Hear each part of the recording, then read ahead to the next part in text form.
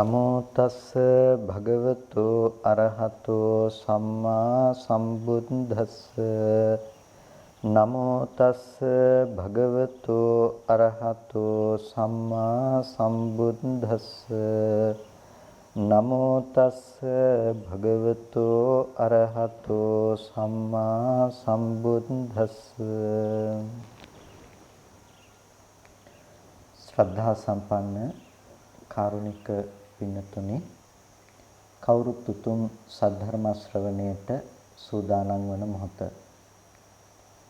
ලෝතර බුදුරජාණන් වහන්සේ දේශනා කළ ඒ උතුම් සද්ධර්මයෙන් ස්වල්පයක් නමුත් ශ්‍රවණය කරගන්නට සූදානම් වන්නේ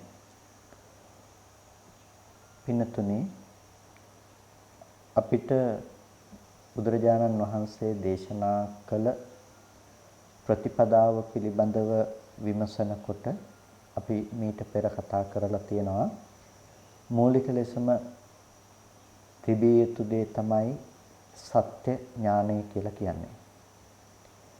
එතකොට ඒ සත්‍ය ඥානය පවත්වන කෙනාට එහෙමත් නැතිනම් ඒ ඇති කරගත්ත කෙනාට තමයි කෘත්‍ය ඥානය උපදවා ගැනීමට පුළුවන්කම තියෙන්නේ. කෘත්‍ය ඥානය උපදවාගත්ත කෙනාට තමයි කෘතඥානය පහළ කරගන්නට පුළුවන්කම තියෙන්නේ. ඒ නිසා සම්මා දිට්ඨිය මූලික කරගෙන ප්‍රතිපදාවක් වඩන අපිට මූලික ලෙසම දර්ශනයක් පැහැදිලි ලෙසම අවශ්‍ය වෙනවා මේ ප්‍රතිපදාව සම්පූර්ණ කරගන්නට. ඒ දර්ශනයක් ඇතිව ඊට පස්සේ අපි සිත ඒ ඔස්සේ මෙහෙයවනකොට නුවණ මෙහෙයවනකොට තමයි අපට එතන ප්‍රතිඵලය සාක්ෂාත් කළ හැකි වෙන්නේ. බුදුරජාණන් වහන්සේ ඒ සඳහා අනුපූර්ව ක්‍රමවේදයක් නැතිනම් පිළිවෙලින් එතනට යා හැකි මාවතක් පිළිබඳව නොයෙකුත් අවස්ථාවල නොයෙක් පරයයන්ගෙන් දේශනා කරනවා. මුලින්ම කෙනෙකුට ලෞකික සම්මා දිට්ඨිය බුදුරජාණන් වහන්සේගේ අනුපූර්ව ධර්මදේශනාව තුළ පැහැදිලි කරනවා. ඒ ලෞකික සම්මා දිට්ඨිය තුළින් කුසලයෝ කියන්නේ මොනවද? අකුසලයෝ කියන්නේ මොනවද? මේ කුසල අකුසල ධර්මයන්ගේ ඇති වෙනස්කම් මොනවාද ආදී සියලු කරුණු පිළිබඳව පැහැදිලි කිරීමක් සිදු කරනවා. ඒ දාන කතා, සීල කතා ආදී දේවල් වලින් දානයේහි, ඒ වගේම ශීලයේහි ලැබෙන ආනිසංස. ඊට පස්සේ තමන් කැමති කුසල අකුසල කර්මයන් කිරීම නිසා තමන්ට උරුම වන විපාකයන් පිළිබඳව නැතිනම් එහි ස්වභාවය පිළිබඳව බුදුරජාණන් වහන්සේ මූලික ලෙසම කෙනෙකුට පැහැදිලි කරනවා. අපි ඒකට කියනවා කම්මස්සගත සම්මා දිට්ඨිය කියලා. ඒ කර්මයේ කර්මඵලය අදහන නුවණ ඇති කෙනෙකුට තමයි ඊට පස්සේ කාමයන්ගේ ආදීනවේ දේශනා කරන්නේ. ඒ කියන්නේ ලෝකයේ පැවැත්ම තුල තිබෙන ආදීනව සහගත ස්වභාවය මිනිසුන්ගේ ඒ චේතනාවන් කාමයේ අනුව යනකොට ඒ කාමයේ අනුව යන චේතනාව නිසා සත්‍යයට දුක උරුම කරගෙන දුක් විඳින්නට වෙන අවස්ථාවන් පිළිබඳව අපිට දේශනා කරන්නේ. ඒකට කියනවා අනුපූර්ව දේශනාවක් කියලා. ඒ නිසා අපි කොතෙක් ගැඹුරු ධර්මකාරණා පිළිබඳව කතා කළත්, ගැඹුරු ධර්මකාරණා පිළිබඳව සාකච්ඡා කළත් ඒ කාරණා වගේම අපිට ඒ ඔස්සේ ලෞකික සම්මාදිට්ඨියට ඒ ධර්මයෝ බාධාවක්ව තියෙන්නට පුළුවන් කමක් නැත්තේ. අපිට ලෞකික සම්මාදිට්ඨිය තුළ අපේ මනස පිහිටන්නට අවශ්‍යයි. ඒ ලෞකික සම්මාදිට්ඨිය තුළ මනස බැසගත් කෙනෙකුට තමයි ඉන් මත්තට ලෝකෝත්තර සම්මාදිට්ඨිය උත්පාදනය කර ගැනීම පිණිස කටයුතු කරන්නට පුළුවන්කම තියෙන්නේ. අපි ලෞකික සම්මා දිට්ඨිය කියන කාරණාව ඔස්සේ ප්‍රතිපදාව අංග සම්පූර්ණව කතා කරන්නට පුළුවන් කමක් නැත්තේ නැහැ. සාමාන්‍ය විදිහට ලෞකික සහ ලෝකෝත්තර වශයෙන් බෙදෙන මේ මාර්ගය ලෞකික මාර්ගය තුල තමයි ලෝකෝත්තර මාර්ගයේ උපදව ගන්නට අවශ්‍ය පහසුව නැතිනම් ක්‍රමවේදයේ සැලසී තියෙන බව අපිට තේරුම් ගන්න තියෙනවා. ඒ නිසා මෙතනින් දෙකෙන් එකක්වත් අයින් කරන්නට පුළුවන් කමක් නැත්තේ නැහැ. ඒ කාරණාව මම මුලින්ම සිහිපත් කරන්නට කියලා හිතුවේ ඇතැම් වෙලාවට අපි ලෝකෝත්තර භූමියට සාපේක්ෂව කතා කරන්නට යනකොට අර ලෞකික භූමියට අදාළ දේවල් නැතිනම් ඒ පූර්ව භාග ප්‍රතිපදාවට අදාළ කාරණාවන් නැතැම් අය ප්‍රතික්ෂේප කරන්නට පෙළඹෙනවා. නමුත් අපි මේ ප්‍රතිපදාවේ මිශ්‍රක භාගීය බව සහ පූර්ව භාගීය ප්‍රතිපදාවන්ගේ තියෙන වෙනස්කම් පිළිබඳව අපි දැනගත යුතුයි. ඒ පූර්ව භාග ප්‍රතිපදාවක් කෙනෙකුට බොහෝ කාලයක් තිස්සේ උත්සාහවත් වන්නට වන වෑයම් කරන්නට වන දෙයක්. එහෙමත් නැතිනම් කෙනකෙනාගේ චරිතනානත්වය අනුව කෙනකෙනාට ඒ සඳහා ගතවන කාලයක් තියෙන්නට පුළුවන්. හැබැයි මිශ්‍රක භාගීය ප්‍රතිපදාවේදී ලෝකෝත්තර ධර්මයක් සමග අපේ මනස සැසඳෙන නිසා බැසගෙන පවත්නා නිසා එය උපදවාගත් කෙනෙකුට මිශ්‍රක භාගීය ප්‍රතිපදාවෙහි නියුක්ත වන කෙනාට මාර්ගඵල අධිගමයන් සඳහා එපමණ කාලයක වැයවීමක් සිද්ධ වෙන්නේ නැහැ. අපි මූලික ලෙසම පුරුදු කරන්නේ පූර්ව භාග ප්‍රතිපදාව. සත්පුද්ගල ප්‍රඥප්තිය හොලවලා දාලා එහෙමත් නැතිනම් සත්පුද්ගල පැනවීම ඉවත් කොට දමලා එය තුනී බවට පත් කිරීම පූර්ව භාග ප්‍රතිපදාවට අදාළ දෙයක්. ඒ කියන්නේ දැන් අපි සාමාන්‍යයෙන් සතිපට්ඨාන භාවනාවක් කරනකොට අපි එහි මූලික ලෙසම අපේක්ෂා කරන දේ තමයි අපි සිද්ධ කරන දේ තමයි අර සත්පුද්ගල භාවය අපි ඉන්න මට්ටමට වඩා ටිකක් හොලවලා දාලා එහෙමත් නැතිනම් නුවණ ඊට වඩා ඔබ්බෙන් පවත්වන එක. ආනාපාන සතිය වඩන කෙනෙක් මේ දරත සහිත කය නැතිනම් මේ රූපය අනුව හිත බැසගෙන පවත්නා කෙනෙක් ඒකෙන් හිත ගලවලා ආශ්වාස ප්‍රශ්වාස නිමිත්ත පිළිබඳව හිත තබලා එතන චිත්ත ඒකාග්‍රතාවයේ ගොඩනගනවා මේ මට්ටමේදී තියෙන දරත සහිත බව අතහැරලා දාලා. ඒ වගේම කුණප කොට්ටාසයන් අනුව බලන කෙනෙක් අර සත්වයක් ඉන්නවාමයි පුද්ගලයෙක් ඉන්නවාමයි කියලා ගත්ත තැනක තියෙන ඒ සත්පුද්ගල සංඥාව ඉක්මවා යන විදිහට තමන්ගේ නුවණ පවත්වනවා. එතකොට අර දෙතිස් කුණප කොට්ටාශයක් කියන එක තුල තමන්ගේ සිහිය තමන්ගේ නුවණ පවත්වනවා. ඒක ඇතුළේදී මේ කෙස්ලොම් නියද සම්මස්නහර ඇට මිදුළු ආදී දේවලුත් එහෙනම් බාහිර තියෙනවන්නේ කියලානේ මෙතනදී කියන්නේ. එහෙනම් ඒක එහෙම වෙන්න බෑනේ කියලා අපි අර ප්‍රතිඵලයට සාපේක්ෂව ඒක තීරණය කරන්නේ නැහැ. ඒ නිසා දෙතිස් කුණප කොට්ටාසයන් අනුව බැලුවත් ඒකේ මූලික පරමාර්ථයේ බවට පත් වෙලා තියෙනවා. අර විදිහට දැඩි සත්පුද්ගල සංඥාවකින් නිස්ෘතව හටගන්න බව මානසික මට්ටම දුරු කරගන්න පුළුවන්කම බලාපොරොත්තුව තමයි ඒක තුළ ඇතුළත් වෙලා තියෙන්නේ. මේ විදිහට අපි පූර්ව භාග ප්‍රතිපදාව තුළ ඕනම දෙයකදී අපි උත්සාහවත් වන්නේ ඉන්න තැනකින් අපේ මනස තියෙන තැනට වඩා වෙනස් තැනකටපත් කරගන්න අවශ්‍ය මූලික අදියර. ඒක ටිකක් කෙනෙකුට ආයාස කරයි. ඒක ටිකක් කෙනෙකුට බොහොම අපහසුයි. ඒ නිසා මේ අපහසු මට්ටම ඉක්මවා යන්න පුළුවන් නම් කෙනෙකුට, ඒ කියන්නේ මේ මට්ටමින් ගලවගත්ත කෙනෙකුට හිත ටිකක් සත්පුද්ගල සංඥාවෙන් බැහැරට ගන්න පුළුවන් වුණ කෙනෙකුට එතනින් එහාට කායානුපස්සනාව ඊටාම සැපසහගත දෙයක් බවට පත් වෙනවා. ඒ නිසා මේ කායානුපස්සනාවට කියනවා සාත සහගත කායානුපස්සනාව කියලා. ඒ කියන්නේ සැපසහගත කායානුපස්සනාවක් කියලා. අද අපි කය කෙරෙහි හිත පවත්වන්නේ ඊටාම අපහසුයෙන්, ඊටාම රළු මට්ටමින් බොහොම අමාරුවෙන් තමයි හිත පවත්වන්නේ. නමුත් මේ සත්පුද්ගල සංඥාව ටිකක් යටපත් කරගන්න පුළුවන් මට්ටමට අපේ මානසිකාරයේ පැවැත්වුවොත් අන්න ඒ මට්ටමේ ඉඳලා අපිට මේ සතිපට්ඨානය සාත සහගත වෙනවා නැතිනම් සැප සහගත වෙනවා. මොකද අර දරත සහිත රළු මට්ටම ඒ තුල අපිට යටපත් කරන්නට දුරු කරන්නට පුළුවන්කම තියෙන නිසා. ඒ නිසා මේ පූර්ව භාග ප්‍රතිපදාව කොයිතැන දක්වා වැඩි යුතුයිද කියලා අපෙන් අහුවොත් අපිට කතා කරන්නට තියෙන්නේ මෙන්න මේ මිශ්‍රක භාගීය ප්‍රතිපදාව දක්වා. එහෙමත් නැතිනම් මේ ලෝකෝත්තර භූමිය උත්පාදනය කර ගැනීම දක්වා දියුණු කරන්නට ඕනේ. එතකොට මේ දියුණු කර ගැනීමෙහි අධීර ලෙස අපි ඉන්න තැන ඉඳලා අපිට මේක ආරම්භ කරන්නට වෙනවා. ඉන්න තැන ඉඳලා පටන් ගන්නකොට ඒ දේ මොන තැනටද යන්නේ කියන එක තීරණය වෙන්නේ අපේ මූලික ඉලක්කය මත. එහෙමත් නැතිනම් අවසාන ප්‍රතිඵලය මත.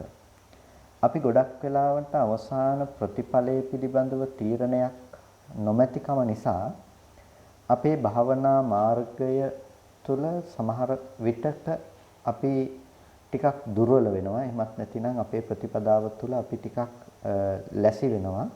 ඒක සම්පූර්ණ කරගන්නට නොහැකිව. දැන් අපි උදාහරණයක් හැටියට ගත්තොත් සමත කර්මස්ථානයකින් අපි දිගටම සමත කර්මස්ථානයක් පුරුදු කරත් අපිට පුළුවන්කම තියෙනවා ඒ කර්මස්ථානයන්ගෙන් චතුත්ථ ධානය උපදවන්නට අවසාන වශයෙන්. එතකොට මේ රූපාවචර ධානයක් උපදවන්නට පුළුවන් කර්මස්ථානයක් අපිට වඩන්න පුළුවන්. රූපාවචර ධානයක් වඩන්නට පුළුවන් කර්මස්ථානයක් තුළ අපිට පුළුවන් උපරිම මට්ටම තමයි චතුත්ථ ධානය උපදවා ගැනීම කියලා කියන්නේ. ඒ කියන්නේ අපේ භාවනාවේ අවසාන ප්‍රතිඵලය චතුත්ථ ධානය උපදවා ගැනීම. ප්‍රථම ධානයේහි තියෙන ලක්ෂණ පිළිබඳව අපි කතා කරන්නට ගියොත් විවිච්ඡේව කාමේහි විවිච්ඡේව අකුසලේහි ධම්මේහි සවිතක්කං සවිචාරං විවේකජම් පීතිසුඛං පඨමඥානං උපසම්පජ්ජ විහෙරති කියනකොට ඒ විවිච්ඡේව කාමේහි කාමයන්ගෙන් වෙන්ව. එතකොට අකුසලයන්ගෙන් අකුසල ධර්මයන්ගෙන් වෙන්ව කියනකොට ඒ ප්‍රථම ධානයේ කාමයන්ගෙන් සහ ඒ රළු මට්ටමේ තියෙන අකුසල ධර්මයන්ගෙන් වෙන්ව තමයි විතක්ක ਵਿਚාර පීති සුඛ ඒකග්ගතා කියන මේ අංගයන්ගෙන් යුක්ත ප්‍රථම ධානයේ උපදෝගෙන වාසය කරන්නට පුළුවන්කම තියෙනවා. චතුත්ථ ධානයේහි ලක්ෂණ ටික පසකින් තබලා සාමාන්‍යයෙන් ගෘහාශ්‍රිතව ජීවත් වෙන නැතිනම් අපි එදිනදා අපේ ජීවිතය පිළිබඳව අපිටම තීරණය කරගන්න පුළුවන්කම තියෙනවානේ. අපේ ජීවිත පැවැත්ම තුළ මෙන්න මේ වගේ මට්ටමකින් අපිට මේ සමතය මේ මට්ටමට ආසේවනය කරලා ඊට පස්සේ ඒ ඔස්සේ විපස්සනාවට පැමිණිලා නිවන් දකින්න තැනකට යන්න පුළුවන්ද කියන එක පිළිබඳව අපිම විනිශ්චයකටපත් කරගත යුතු වෙනවා. කාය විවේකය සපයාගත හැකි කෙනෙක් නම් ඔහුට ඒ විවේකය නිකම්ම ලැබිලා තියෙනවා නම් අකුසල නිස්ෘත සංකල්පනා ඇතිවන වටපිටාව මගහැරලා ඉන්න පුළුවන්කම තියෙනවා නම් අන්න ඒ කාය විවේකය ඇති කෙනාට ඒ චිත්ත විවේකය ඒ තැන දක්වා භාවිත කරන්න පුළුවන්කම තියෙනවා. ඒක ප්‍රායෝගිකව කළ හැකි දෙයක්. නමුත් කාය විවේකය සපයාගත නොහැකි කෙනෙකුට ඒ කියන්නේ එදිනෙදා කටයුතු සිද්ධ කරගෙන වෘත්තීන් වල නියැලෙමින් නොඑක් විදිහට තමන්ගේ ජීවිතය තුළ ඒ එදිනෙදා කටයුතු සිද්ධ කරගන්න උත්සාහවත් වෙන කෙනෙකුට ඒ කෙනාට ප්‍රතිපදාව විදිහට එයා හුදෙක්ම සමත නිස්ෘතව පමණක්ම මේ ටික පුරලා ඊළඟ ටික කරනවා. නැතිනම් මේ ධ්‍යාන මට්ටමටපත් වෙලා මම එතනින් විපස්සනාවට නැඹුරු වෙනවා කියන තැනක හිටියොත් ඒ කෙනාට තමන්ගේ ජීවිතය ඇතුළත ඒ දේ කර ගැනීමට ඊටාම අපහසු වෙනවා. විශේෂයෙන් උපචාර සමාධි මට්ටමක් අපි උපදවනකොට ඒ සමාධිය රැක ගැනීම ඊටාමත් අපහසුයි. ඒ මට්ටම බොහොම ස්ථාවරත්වයකටපත් වෙනකම්. එතකොට හරියට සක්විති දරු ගැබක් රකින්න මවක් වගේ උපදුණු නිමිත්ත අපි රකින්න කියලානේ කියන්නේ. එතකොට අන්න ඒ වගේ මට්ටමකට අපි යනකොට අපේ සමතේ නැතිනම් සමාධි නිමිත්ත අපිට රැක ගැනීම සඳහා කාය විවේකය අපිට කාය විවේකයේ කියන එකෙන් අදහස් කරන්නේ පරිබාහිරව අපි ලබා ගන්න විවේකය. අරඤ්‍යගතෝ වා, රුක්ඛමූලගතෝ වා, ශුඤ්ඤාගාරගතෝ වා මේ වචන ටිකෙන් අපි අදහස් කරන්නේ බුදුරජාණන් වහන්සේ පෙන්වන්නේ අන්න ඒ කාය විවේකයේ සපයා ගන්නට සුදුසු ස්ථානයක් කියන එක.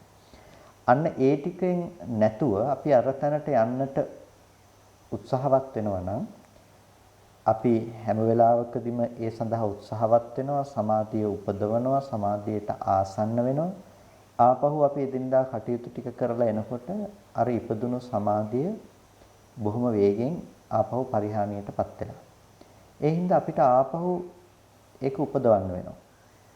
ආපහු උපදවගෙන ආපහු අපි එතෙන්ට හිත තියලා ආපහු කරගෙන ඒ ටික ඒ මට්ටමටපත් වෙනකොටම ආයෙ වැඩ කටයුතු කරන්න ගත්ත ගමන්ම ආපහු ඒක පරිහානියටපත් වෙනවා. ඒක ප්‍රායෝගිකව අර කාය විවේකයේ සපයා ගන්නට බැරි කෙනෙකුට ඒක අපහසුයි කියලා කිව්වේ ඒක නිසා. නමුත් බුදුරජාණන් වහන්සේ අපිට දේශනා කරනවා මේ ශාසනයේ මේ ධර්මය භික්ෂුන් වහන්සේලාටත් භික්ෂුණීන් වහන්සේලාටත් එක සමානව ප්‍රතිඵල ලබන්න පුළුවන්. ඒ ප්‍රතිඵල ලබාගත් අයත් බොහෝ ඉන්නවා. ඒ වගේම සාමණේරයනුත් සාමණේරීන්ටත් මේ ශාසනයේ පුළුවන්කම තියෙනවා. ඒ වගේම සික්ඛමානාවන්ටත් මේ ශාසනයේ පුළුවන්කම ප්‍රතිඵල ලබන්නට පුළුවන්කම තියෙනවා. එක්කෙනෙක් දෙන්නෙක් නෙමෙයි. එහෙම ප්‍රතිඵල ලැබපු අය බොහෝ ඉන්නවා. ඒ වගේම බ්‍රහ්මචාරී උපාසකයන්ට බ්‍රහ්මචාරී උපාසිකාවන්ටත් මේකේ ප්‍රතිඵල ලබන්නට පුළුවන්. එක්කෙනෙක් දෙන්නෙක් නෙමෙයි. එහෙම ලැබපු අය බොහෝ ඉන්නවා. ඒ වගේම කාමභෝගී උපාසකයන්ටත් කාමභෝගී උපාසිකාවන්ටත් මේ ශාසනයේ ප්‍රතිඵලය ලබන්නට පුළුවන්. එක්කෙනෙක් දෙන්නෙක් නෙමෙයි. එහෙම ප්‍රතිඵල ලැබපු අය බොහෝ ඉන්නවා කියලා බුදුරජාණන් වහන්සේම අපට දේශනා කරනවා. එතකොට එහෙනම් මේ ශාසනය මේ කාටවත් පොදුව වඩන්නට පුළුවන්, පොදුවේ දියුණු කරන්නට පුළුවන් ප්‍රතිපදාවක් සහිත දෙයක්.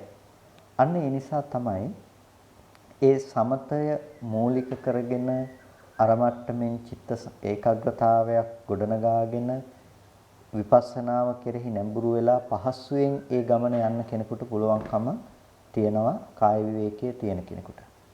නමුත් ඒ කාය විවේකය තරමක් අඩු වෙන කෙනෙකුට එයාට තෝරගන්නට වෙනවා අර මට්ටමින් චිත්ත විවේකයේ ලබාගෙනම ඊට පස්සේ විපස්සනාව පැත්තට නැඹුරු වෙන මාර්ගය නැතුව එයාට මේ දර්ශනය මූලික කරගෙන එහෙමත් නැතිනම් විපස්සනාව මූලික කරගෙන ගිහිල්ලා ඒ ශාසන ප්‍රතිඵලයන් ලබා ගන්න සාමාන්‍ය ඵලයන් ලබා ගන්න තැනට උත්සාහවත් වෙන්නට සිද්ධ වෙනවා. ඒ නිසා අපේ ජීවිතේ අපිට ලැබිලා තියෙන වටපිටාව පිළිබඳව තීරණය කරගෙන අපි යන්න තියෙන ක්‍රමවේදය අපි ආයුතු මාර්ගය පිළිබඳව අපි විනිශ්චය කළ යුතුයි කියන එක මූලික ලෙසම සිහිපත් කරන්නට යෙදුනේ ඒ නිසා. එතකොට අන්න ඒ විදිහට අපි තීරණය කරගත්තට පස්සේ අපිට පුළුවන් අපේ ඉලක්කයට අනුව අපේ ප්‍රතිපදාව සකස් කරගන්න. අපේ ඉලක්කය බවට පත් වෙන්නේ අපි කාගෙත් නිවන් දැකීම සඳහා යන කෙනෙකුගේ ඉලක්කය මූලික ලෙසම නිර්වාණය. එතකොට මේ නිර්වාණය ඉලක්කගත කරගෙන යන කෙනෙකුට මූලිකවම දැනගන්නට ඕනේ අනුමාන වශයෙන් හෝ නුවණක් තියෙන්නට ඕනේ නිවන කියන්නේ මොකක්ද කියන එක ගැන. දැන් සමහර විට කෙනෙක් හිතන්නට පුළුවන් එදා කාලේ හිටපු ඔක්කොමත් එතකොට මේ නිවන කියන දේ දැනගෙන දාවේ කියලා. නෑ හැමෝම නිවීම කියන දේ හෙව්වා. නිවීම කියන දේ කුමක්ද කියලා දන්නේ නැතුව හිටපු අයට නිවීම කියන්නේ කුමක්ද කියන එක ගැන ඒකට අවශ්‍ය මාර්ගයත් සමග බුදුරජාණන් වහන්සේ පෙන්වුවා.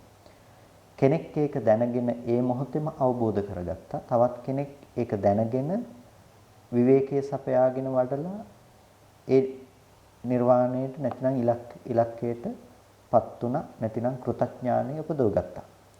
ඒකට අද ඉන්න පුද්ගල භාවයන් දිහා බලනොත් නැත්නම් චරිතයන් දිහා බලනකොට අපිට ඤෙය්‍ය පුද්ගලයන්ගේ කාලයක් බොහෝ කොට තියෙන්නේ. ඒකට ඤෙය්‍ය පුද්ගලයන්ගේ කාලය තුළදී උන්ට මේ ධර්මයේ ප්‍රගුණ කරන්නට සිද්ධ වෙනවා. එහෙමත් නැතිනම් ධර්මයේ පුරුදු පුහුණු කරන්නට වෙනවා. කාලයක් තිස්සේ මේක භාවිත කරන්නට සිද්ධ වෙනවා. මොකද උද්ඝටිතඥ පුද්ගලයෙක් නෙමෙයි ඒ ධර්මය සූ පමණින්ම ධාරණය කරගෙන අවබෝධ කරගන්නට තරම් ඉන්ද්‍රිය පරිපාකයට ගියපු පුද්ගලයෙක් නෙමෙයි. එතකොට අපිට එහෙනම් සිද්ධ වෙනවා මේ ධර්මයේ ටිකක් පුරුදු කරලා මේ ධර්මයේ ටිකක් අපිට දියුණු කරලා ඒ ප්‍රතිපදාව උපදව ගන්නට සිද්ධ වෙනවා. ඒ හින්දා තමයි අපිට ඒ ඉලක්කය පිළිබඳව වුණත් නැවත නැවත ඇසිය යුතු වෙන්නේ, නැවත නැවත කරුණු පැහැදිලි කරගත යුතු වෙන්නේ අන්න ඒ හේතුව නිසා. නිසා අපි මේ ධර්ම මාර්ගය තුළ අපි බලාපොරොත්තු වන ප්‍රතිඵලය පිළිබඳව, ඉලක්කය පිළිබඳව අපිට පැහැදිලි වන තරමට අපිට ඒ සඳහා මාර්ගය භාවිත කිරීම, මාර්ගය යොදා ගැනීම පහසුවෙන් සිද්ධ කරන්න පුළුවන්කම තියෙනවා. ඒ සඳහා අවශ්‍යයි කියලා හිතුන සූත්‍රයක් අද දවසේදී මම හිතුවා සිහිපත් කළොත් හොඳයි කියලා. මේ සූත්‍රය අපිට දකින්න පුළුවන්කම තියෙන්නේ අංගුත්තර නිකායේ චතුක්ක නිපාතයේ මහා කොට්ඨිත සූත්‍රය. එතකොට මේ කොට්ඨිත සූත්‍රයේදී කොට්ඨිත හාමුදුරුවෝ සරියුත් තෙරුන් වහන්සේ ළඟට එළඹිලා කොට්ඨිත තෙරුන් වහන්සේ සහ සරියුත් තෙරුන් වහන්සේ කියලා කියන්නේ මේ ත්‍රිපිටකයේ පුරාවට බොහෝ සූත්‍රවලදී එහෙමත් නැතිනම් අපිට කීප අවස්ථාවකදීම අපිට දකින්න පුළුවන් ඉතාමත් ගැඹුරු දහම් කරුණු අප කෙරෙහි අනුකම්පාවෙන් සාකච්ඡාවට භාජනය කළ මහෝත්තමයන්න් වහන්සේලා දෙනමක්. ඉතින් මේ සූත්‍ර දේශනාව තුළදීත් මේ කොට්ඨිත තෙරුන් වහන්සේ සරියුත් තෙරුන් වහන්සේ ළඟට වැඩම කරලා බොහොම සිහි කළ යුතු සතුටු විය යුතු කතාවන් සිද්ධ කරලා එකත් පස්සේ ඉඳගෙන සරියුත් තෙරුන් වහන්සේගෙන් අහනවා චන්නං ආවසෝ පස්සායතනානං අශේෂ විරාග නිරෝධා අත්තඤ්ඤං කිංචීති. ඒ කියන්නේ අවත්නි සාරිපුත්‍රයන් වහන්සේ මේ ස්පර්ශ ආයතන 6න් නිර්වශේෂ නිරෝධයක් කෙනෙක් කළොත් විරාගයකටපත් වුනොත් එතකොට අත්තඤ්ඤං කිංචීති. එතකොට මේ ඒකෙන් ඉතුරු වුණු තව මොනවා හරි දෙයක් තියනවද? යම් කිසි කෙනෙක් සලායතනයන් නිරුද්ධ කළොත් මේ ස්පර්ශ ආයතන 6 නැති කරලා දැම්මොත් නිරුද්ධ කළොත් එහෙම ඒ ස්පර්ශ ආයතනයෙන් නිරෝධයෙන් පස්සේ තවත් මොනවා හරි ටිකක් ඉතුරු වෙනවද? මා හේවං ආවසෝ. අවත්නි ඒක එහෙම කියන්න එපා. එහෙම මේ ප්‍රකාශනයක් දෙන්නේ නැහැ. ඊට පස්සේ නැවත ප්‍රශ්නයක් අහනවා චන්නං ආවසෝ පස්සායතනානං අශේෂ විරාග නිරෝධා නත්තඤ්ඤං කිංචීති. ඊට පස්සේ ආපහු නැවත අහනවා අවත්නි මේ ස්පර්ශ ආයතන 6 අශේෂ විරාග නිරෝධයෙන් අනාගතයට එහෙමත් නැතිනම් මත්තට නත්තඤ්ඤං කිංචීති මේ කිසිවක් නැද්ද? එතකොට අනාගතයට ස්පර්ශ ආයතන 6 සලායතන නිරෝධයෙන් යම් කිසි විදිහකින් ආයතන නිරෝධයකට ලක් කළොත් එහෙම ආයතන නිරෝධයකට ලක් කළාට පස්සේ ඉතිරි වෙන කිසිවක්ම මොනවා හරි දෙයක් ඉතිරි වෙලා තියනවාද? ඊට පස්සේ ඒ ආයතන නිරෝධය කරපු කෙනෙකුට අනාගතයේ පිණිස හෝ යම් කිසි දෙයක් ඉතිරි වෙලා නැද්ද එහෙනම් කියලා නැවත ප්‍රශ්නයක් අහනවා. එතකොට කියනවා මා හේවං ආවසෝ එවත්නි එහෙම කියන්නට එපා කියලා. ඊට පස්සේ නැවත අහනවා චන්නං ආවසෝ පස්සායතනානං අශේෂ විරාග නිරෝධා අත්තිච නත්ති චඤ්ඤං කිංචීති. එහෙනම් මේ ස්පර්ශ ආයතන 6 යම් කිසි කෙනෙක් ශේෂයක්වත් නැතුව ඒකේ විරාගයටපත් කළොත් නිරෝධයටපත් කළොත් එහෙම ඒක එහෙනම් මේ ඇත්තේ ඇත්තේ හෝ නැත්තේ හෝ වේද? නැතිනම් ඒක තියනවා හෝ නැහැ හෝ වෙනවද කියලා නැවත අහනවා. ඊට පස්සේ මා හේවං ආවසෝ එවත්නි එහෙම කියන්නට එපා කියලා කියනවා. ඊට පස්සේ චන්නං ආවසෝ පස්සායතනානං අශේෂ විරාග නිරෝධා නේවත්ති නෝ නත්තඤ්ඤං කිංචීති. ඊට පස්සේ එහෙනම් මේ ස්පර්ශ ආයතන 6 නිරුද්ධ කළාට පස්සේ මොකුත් මේ නේවත්ති මොකුත් නැහැ සහ නෝ නත්තඤ්ඤං නැත්තේත් නොවන්නේද? එහෙම නැත්නම් මොකුත් මේ ඇත්තෙත් නැහැ නැත්තෙත් නැහැ කියන කාරණාවක් වෙනවද කියලා අහනවා. ඊට පස්සේ මා හේවන් ආවුසෝ ඇවැත්නි එහෙම කියන්නට එපා කියලා කියනවා.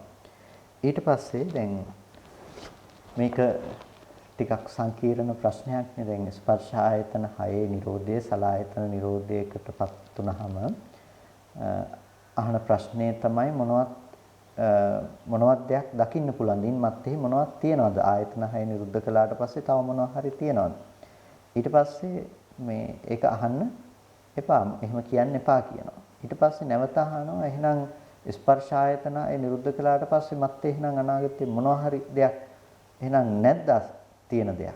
ඊට පස්සේ කියනවා එහෙම අහන්න එපා කියලා. ඒකත් නොයුතුයි කියලා කියනවා. ඊට පස්සේ එහෙමනම් ඇත්තෙත් නැහැ මේ තියනවා සහ නැහැ කියන දෙකම එනවාද? ඊට පස්සේ ඒත් කියනවා ඒක නොඇසිය යුතුයි කියලා. ඊට පස්සේ එහෙනම් ඇත්තෙත් නැහැ නැත්තෙත් නැද්ද? ඊට පස්සේ කියනවා එසේද නොවිමසිය යුතුයි නැතිනම් නොකිය යුතුයි කියලා. ඊට පස්සේ දැන් නැවත කොට්ටිත තෙරුන් වහන්සේ අහනවා එවත්නි මේ ස්පර්ශ ආයතන 6න් නිරුද්ධ කළාට පස්සේ මොනවා හරි තියනවද කියලා අහුවාම ඒකටත් මොකුත් එහෙම කියන්න එපා කියලා කියනවා. එසේ නොකියවයි කියලා කියනවා. ඊට පස්සේ නම් මොකුත් නැද්ද කියලා මත්තේ අහුවාම ඒකටත් කියනවා එසේ නොකියවයි කියලා කියනවා. ඊට පස්සේ එහෙනම් ඇත සහ නැහැ කියන දෙකෙමද කියලා අහනකොට එහෙම කියන්නත් එපා කියලා කියනවා. ඇත්තෙත් නැහැ නැත්තෙත් නැද්ද කියලා අහනකොට එහෙම කියන්න එපා කියලා කියනවා. කතම්පනාවසෝ ඉමස්ස භාසිතස්ස අත්ථෝ දත්තබ්බෝති. එහෙනම් කොහොමද එවත්නි අපි මේකේ මේ අර්ථය නැතිනම් මේකේ තේරුම දැනගන්නේ කොහොමද කියලා සරියුත්තරුන් වහන්සේගෙන් මේ කොට්ටිත තෙරුන් වහන්සේ විමසනවා. මේ වෙලාවේදී මේ සරියුත්තරුන් වහන්සේ දේශනා කරනවා චන්නං ආවසෝ පස්සායතනානං අශේෂ විරාග නිරෝධා අත්තඤ්ඤං කිංචීති ඉති වදං අප්පඤ්ඤං පපංචේති.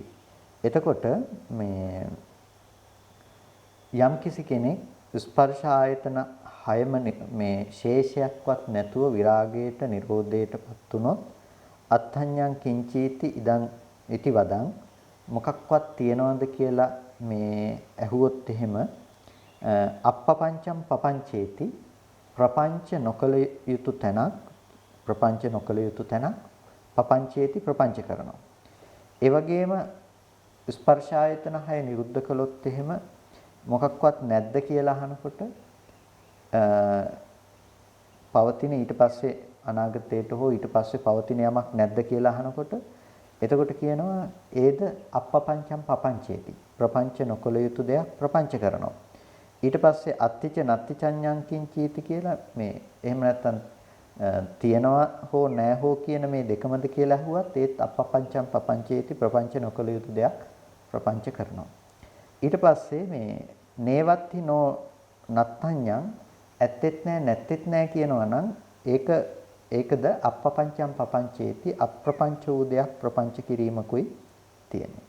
යාවතා අවසෝ චන්නම් පස්සායතනානං ගති තාවතා පපංචස්ස ගති.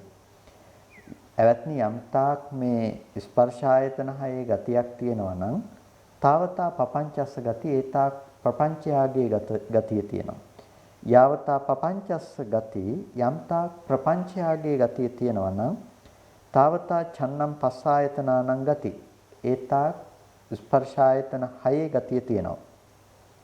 චන්නං ආවසෝ පස්සායතනානං අශේෂ විරාග නිරෝධා පපංච නිරෝධා ස්පර්ශ ආයතන 5 නිරෝධයක් ස්පර්ශ ආයතන 6 නිරෝධයක් තියෙනවා නම් ඒ හැමතැනකම පපංච නිරෝධයක් තියෙනවා ප්‍රපංච ධර්මයන්ගේ නිරෝධයක් තියෙනවා. පපංච නිරෝධා පපංච වූපසමෝති. එතකොට ප්‍රපංච නිරෝධය කියලා කියන්නේ නැතිනම් ප්‍රපංච නිරෝධයෙන් ප්‍රපංච ව්‍යෝපශමනය කරනවා. ප්‍රපංච කියලා කියන්නේ තෘෂ්ණා මාන දිට්ඨි වශයෙන් ග්‍රහණය කරගන්න දේවල් වලට කියනවා අපි ප්‍රපංච කියලා. තෘෂ්ණා මාන දිට්ඨි කියන මේ තුනට. එතකොට දැන් මේ සලායතන නිරෝධය පිළිබඳව ඇති වුණු ප්‍රශ්නයක්.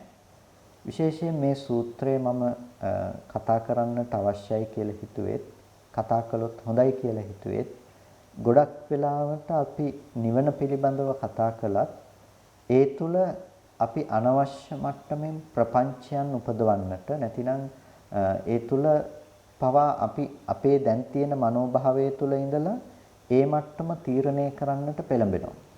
ඒ නිසා ඒ මට්ටම තීරණය කරන්නට පෙළඹිලා අපි සලායතන නිරෝධය පිළිබඳව කතා කළත් සලායතන නිරෝධය පිළිබඳව කතා කරන අපි එහෙනම් රහතන් වහන්සේට ඇහැ තියනවද නැද්ද?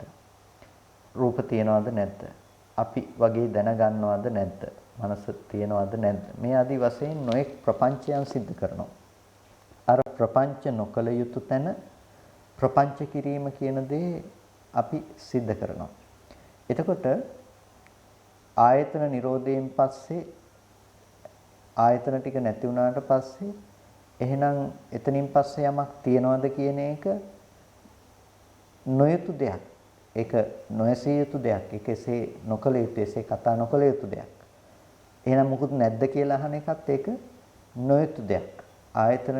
සලායතන නිරෝධය කළාට පස්සේ එහෙනම් ඔය කියන ඇහැ තියනවද රහතන් වහන්සේට කියලා අහන එක ඒක නොයුතු දෙයක්. ඒ වගේම සලායතන නිරෝධය කළා කිව්වම රහතන් වහන්සේට එතනින්මත් එහෙ මොකුත්ම නැහැ කියලා කියවහම ඒක නොයුතු දෙයක්. ඒ නිසා අපිට මේ අන්ත දෙකෙන්ම මිදිලා එහෙමත් නැතිනම් මේ ඇත සහ නැත කියන මේ දෙක පිහිටා සිටින්නේම එහෙම නැතිනම් තියනවා හෝ නැහැ හෝ ඇත නැත කියන දෙක ඇතුළත ඇත්තෙත් නැහැ නැත්තෙත් නැහැ කියන දෙක සමගත් අපිට තියෙන දේ තමයි ප්‍රපංචයාගේ පැවැත්ම කියන එක. ප්‍රපංචයාගේ පැවැත්ම කියලා කියන්නේ තෘෂ්ණා මාන දික්ටි කියන මේ ප්‍රපංච ධර්මයේ පැවැත්ම. තෘෂ්ණාවක් යම් කිසි විදිහකින් බැසගත්තොත් ඒ වගේම දික්ටියක් මානයක් බැසගත්තොත් ඒක බැසගෙන පවතින්නේ මේ ස්පර්ශ ආයතන 6 අනුව ගියපු අත්දැකීම මත. ඒ හින්දා අපි සලායතන නිරෝධය පිළිබඳව අද තීරණය කරන්නට පෙළඹෙන්නේ මේ ස්පර්ශ ආයතන 6 තියෙන අත්දැකීමෙන්. අපි රූපය පිළිබඳව දැන් හිතලා දැනගන්න මට්ටමේ ඉඳලා අපි කල්පනා කරනවා එහෙනම් අපි ওই දැනගන්න මට්ටමින් රහතන් වහන්සේට රූප පේන්නේ නැද්ද කියලා. ඒ වගේම අපිට ඒ මට්ටමින් ඉඳලා අපි කියනවා රහතන් වහන්සේට ඒ වගේ මට්ටමේ රූප නැහැ කියලා. එතකොට මෙන්න මේ හැම මට්ටමකම අපිට ප්‍රපංච නොකල යුතු තැන ප්‍රපංච ඇති කර ගැනීමක් තියෙනවා. තෘෂ්ණාමාන දික්ටි වශයෙන් අපි ඒ දේ ග්‍රහණය කර ගැනීමක අපි ජීවත් වෙනවා. ඒකට හේතුව තමයි අපි සලායතන නිරෝධය කියන එක පිළිබඳව අපි තේරුම් අරගෙන නැතිකම. නැතිනම් සලායතන නිරෝධය කියන එක පිළිබඳව අපි අවබෝධ කොටගෙන නැතිකම. සලායතන නිරෝධය කියලා කියන්නේ ස්පර්ශ ආයතන 6 නිරෝධයට. ඒ ස්පර්ශ ආයතනයක් කියලා කියන්නේ යම්කිසි අරමුණක්, ඒ කියන්නේ යම්කිසි දෙකක ස්පර්ශ වීමක් අපි ස්පර්ශයයි කියලා කියනවා. ඒ ස්පර්ශ වීම එන්නේ යම් ద్వාරයක් කරා නම් අපි ඒ ద్వාරයට පොදුවේ නම් කරනවා ස්පර්ශ ආයතනයක් කියලා. එතකොට ඒක චක්කු සම්පස්සායතන, සෝත සම්පස්සායතන, ගහන සම්පස්සායතන, જીවහා සම්පස්සායතන, කාය සම්පස්සායතන, මනෝ සම්පස්සායතනයි කියලා මේ ආයතන භාවයෙන් නම් කරනවා ඒ ස්පර්ශයේ පටන් සිද්ධ වෙන සමස්ත සිදුවීම, සමස්ත කෘත්‍ය. එතකොට ආයතනයක් කියන්නේ යම් වැඩ කටයුතු රාශියක් නැතිනම් ක්‍රියාකාරකම් රාශියක් සිද්ධ වෙන තැනක්. එතකොට ඒක දර්ශන කෘත්‍ය පැත්තෙන් සිද්ධ වෙනකොට ස්පර්ශයෙන් ආරම්භ වෙලා දර්ශන කෘත්‍ය ආදී විඥාන ලක්ෂණේ ළඟට එනකන් ඒ සිදුවන සිදුවීම පිළිබඳව අපි කතා කරනවා චක්කු සම්පස්සායතනය කියලා. එතකොට චක්කු සම්පස්සායතනය නිරුද්ධ නම්, සෝත සම්පස්සායතනේ නිරුද්ධ නම්, ගාන જીවහා කාය සම්පස්සායතනේ නිරුද්ධ නම් කියන එකෙන් අදහස් කරන්නේ ඒ ධර්මයන්ගේ Nirodhaය සාක්ෂාත් කිරීම කියන ප්‍රඥාවක් එහෙමත් නැතිනම් මනවින් දැනගෙන මනවින් මිදීමක් පිළිබඳවයි කතා කරන්නේ. එතකොට ඒ ධර්මයෝ ලෝකේ ඇති හැටියට ගන්න සංකල්පය අපිට ස්පර්ශ ආයතන 6 සමුදය කියලා ගන්න පුළුවන්කම තියෙනවා. ඇස ඇසුරු වෙනවා, රූපය ඇසුරු වෙනවා, චක්කු විඥානය ඇසුරු වෙනවා. මේ ධර්මයන් අපිට ස්පර්ශ ආයතන 6 අත්දැකීම් සහිත ස්වභාවයක්. එතකොට ලෝකයේ හට ගැනීම. ප්‍රපංචය තියෙන්නේ ඒ තාක් තමයි. තෘෂ්ණා මාන දිට්ඨි කියන මේ ධර්මය පවතින්නේ අපි තණ්හා කරන්නේ මොකටද? අපි තණ්හා කරන්නේ අපිට පවතිනවා කියලා හම්බ වුණ දෙයකට පවතිනවා කියලා තියෙන දෙයකට අපි ඇසුරු කරන දෙයකට තමයි අපි තෘෂ්ණාව දැසගන්නේ තෘෂ්ණාව වශයෙන් ඇසුරු කරන්නේ. ඒ වගේම අපිට මානයක් පිහිටා සිටින්නේ මානය කියන දෙයින් අදහස් කරන්නේ අපිට පුද්ගල බව පිළිබඳව ඇති කරගත්ත අපේ මැනීම කියන දේ. එතකොට ඒ මානය ප්‍රධාන ලෙසම අපි අර වෙමි කියන හැඟීමත් එක්ක ඇති වෙන දේ. එතකොට මේ වෙමි කියන හැඟීමත් එක්ක ඇති වෙන දේ පවතින්නේ කුමක් ඇසුරු කරගෙනද කියලා බැලුවොත් අපිට පේනවා මේ ස්පර්ශ ආයතන ටික ඇසුරු කරගෙන තමයි ඒක නිර්මාණය වෙන්නේ. එතකොට දෘෂ්ටිය පවත්වන්නට පුළුවන්කම තියෙන අපිට දෘෂ්ටීන් පවතින්නේ ස්පර්ශ ආයතන හයේ පැවැත්මත් එක්ක. ඒ නිසා තමයි කිව්වේ දැන් යාවතාවසෝ චන්නම් පස්සායතනානං ගති තාවතා පపంచස්ස ගති යම්තාක් මේ ස්පර්ශ ආයතන ටිකේ ගතිය තියෙනවා නම් තාවතා පపంచස්ස ගති ඒතාක් මේ ප්‍රපංචයාගේ ගතිය තියෙනවා කියලා කිව්වේ අන්නේ හේතු නිසා. එතකොට ස්පර්ශ ආයතනයේ ගතිය තියෙන තාක් ප්‍රපංචයාගේ ගතිය. ඒ ප්‍රපංචයාගේ ගතිය යම්තාක්ද ඒතාක් තමයි ස්පර්ශ ආයතන හයේ ගතිය. මේ දෙකේ කියන්නේ එකට අන්‍යෝන්‍ය වශයෙන් සම්මිශ්‍රව ගියපු මට්ටමකයි තියෙන්නේ. ප්‍රපංචයාගේ ගතිය සහ ස්පර්ශ ආයතනයන්ගේ ගතිය කියන එක. ඇයි අපිට ඒ ධර්මයන්ගේ Nirodhaය නොපෙනෙන කම නිසා, Nirodhaය නොදකින්න කම නිසා ඒ ධර්ම දෙකේම ඇති බවට ගත්ත ලක්ෂණයක නැතිනම් පවතින පැවැත්මක් තියනවා කියලා ගත්ත තැනක තමයි අපි ජීවත් වෙන්නේ. එතකොට අපිට ස්පර්ශ ආයතනයක් හැම වෙලාවකදීම අපේ ජීවිතය තුළ අපිට වෙනම පවතින දෙයක් විදිහට හම්බ වෙනවා. අපේ විඥානය ඇසුරු කරනවා. එක්කෝ දකපු දර්ශනයේ පැත්තෙන් හෝ එක්කෝ අහපු ශබ්දයේ පැත්තෙන් හෝ නැතිනම් විඳපු දෙයක් පිළිබඳව හෝ නැතිනම් දැනගත්ත දෙයක් පිළිබඳව අපි විඥානයේ ස්ථිතියක්ව පවතිනවා. ඒ ස්ථිතියක්ව පවතින දේ අනික් ආයතන හයේ පහේම අත්දැකීමක් එක්ක තමයි එක ආයතනයකට අපි යොමු වෙලා තියෙන්නේ. අර අපි කියවනේ චප්පානක සූත්‍රයේදී එක සතෙක් බලවත් වුණොත් මොකද වෙන්නේ? අනිත් සත්තු පස් දෙනාමත් ඇදගෙන ඒ දිශාවට යනවා කියලා. අන්න ඒ වගේ අර මනසේ ස්වභාවය තමයි අපි දුර්වල වුණාම එක ආයතනයකට තමයි අපි බැසගන්නේ. කියන්නේ ඒ ආයතනයේ පැත්තට මනස යොමු වෙනකොට ඒක ශක්තිමත් වෙනකොට අනිත් ඔක්කොම ටිකේ අත්දැකීම සහිතව තමයි එතනට බැසගන්නේ. ඒ කියන්නේ ඇහැට රූපේ පේනකොට ශබ්ද අහන්න පුළුවන්, ගඳ සුවඳ විඳින්න පුළුවන්, රස විඳින්න පුළුවන්, ස්පර්ශ විඳින්න පුළුවන්, අරමුණු දැනගන්න පුළුවන් පුද්ගලයා තමයි මේ රූපය දකින්නේ කියන තැනින් තමයි රූපේ දකින පුද්ගල බව නියෝජනය වෙලා තියෙන්නේ. මේ නියෝජනය අපිට පවතින්නේ කොයි තාක්ද කියලා බැලුවොත් ස්පර්ශ ආයතන හයේ පැවැත්ම තියෙන තාක් ඔය මානය එහෙම නැතිනම් ඔය වෙමි කියන හැඟීම පවතිනවම තමයි. ස්පර්ශ ආයතන ටිකෙන් යුක්ත පුද්ගලයෙක් වෙමි කියන හැඟීම මමත්වයේ කියන දේ පවතිනවම. ඒ වගේම ඒතාක් ප්‍රපංචය පවතිනවා. ඒ කියන්නේ ප්‍රපංචය කියලා කිව්වේ අපිට එතන තියෙන තෘෂ්ණාව කියන දේ ඒතාක් පවතිනවා. ඒ වගේම දෘෂ්ටිය ඒතාක් පවතිනවා. මේ වෙමි කියන හැඟීම යම් තාක්ද ඒතාක් ස්පර්ශ ආයතන හය තියෙනවා. ස්පර්ශ ආයතන හය තියෙන තාක්ම ඒ කෙරෙහි බැස ගන්න තෘෂ්ණාව තියෙනවා. ඒ කෙරෙහි පවත්නා දෘෂ්ටිය තියෙනවා. එතකොට ස්පර්ශ ආයතන හය තියෙනවා නම් ප්‍රපංචය නිකම්ම තිබිලා ප්‍රපංචයේ තියෙනවා නම් ස්පර්ශ ආයතන 6 නිකම්ම තිබිලා. මේ විදිහට අපිට මේ ප්‍රපංච සහ ස්පර්ශ ආයතන ටික කියන මේ ධර්මයන්ගේ පැවැත්ම අපිට ලෝකේ ඇසුරු කරන්නට අමුතුවෙන් අපිට කරන්න කියලා දෙයක් ඇත්තේ නෑ. මේ ජීවත් වෙන මට්ටම තුල නිකම්ම පැවතිලා තියෙනවා. දැන් අපි නිෂ්ප්‍රපංච විය යුතු තැනක්. එහෙම නැතිනම් ප්‍රපංච නොකල යුතු තැනක්කුත් අපි තීරණය කරන්නේ අපි ඇති කරගත්ත ප්‍රපංච ධර්මයන් අනුව ගිහිල්ලා. ඒ කියන්නේ මේ තෘෂ්ණාමාන දික්ටි වශයෙන් ඇති කරගත්ත ප්‍රපංච ධර්මයන් අනුව ගිහිල්ලා අපි ඊට පස්සේ ඇති කරගන්නවා අර්ථකථනයක් අර නිෂ්ප්‍රපංච තැන පිළිබඳව. එතකොට අපි කල්පනා කරනවා අපි රූපයක් පිළිබඳව මේ දකින්නවා දැනගන්නවා කියන මට්ටමින්ම රහතන් වහන්සේට ඒක නැද්ද කියන එක පිළිබඳව අපි තීරණය කරගන්න. ඊට පස්සේ ස්පර්ශ ආයතන හයම සලායතන නිරෝධේ අශේෂ විරාග නිරෝධයකටපත් කළා නම් ඒ නිරෝධය සාක්ෂාත් කළ කෙනෙකුට ඒ නිරෝධයපත් කළ කෙනෙකුට මොනවත් තියනවද නැද්ද ආදී වශයෙන් ලෝකයාට ඒ තුල ප්‍රශ්න ඇති වෙන්නට පටන් ගන්නවා. අන්න ඒ නිසා අපි මේ සලායතන නිරෝධය කියන කාරණාව තුළ අපිට තේරුම් ගන්නට වෙනවා මෙතන ප්‍රපංචයන්ගේ හැසිරීමකින් තීරණය කළ යුතු නිශ්චය කළ යුතු තැනක් නෙවෙයි කියන එක. එතකොට ස්පර්ශ ආයතන හයේ නිරෝධය කියන තැනින් අදහස් කරන්නේ නිරෝධය පිළිබඳව පවත්නා නුවණක්. නිරෝධය පිළිබඳව පවත්නා නුවණක් වෙනකොට ඒකෙදි කිසිවක් ඇත හෝ කිසිවක් නැත හෝ මේ කිසිම දෙයකට ඉඩක් එතන තබලා නැහැ. එතකොට අපිට මේ කිසිම දෙයකට ඉඩක් තබලා නැහැ කියලා කියන්නේ අපේ ජීවිතයේ ප්‍රපංච ධර්මයන් ප්‍රපංචයකටපත් වීම කියන එක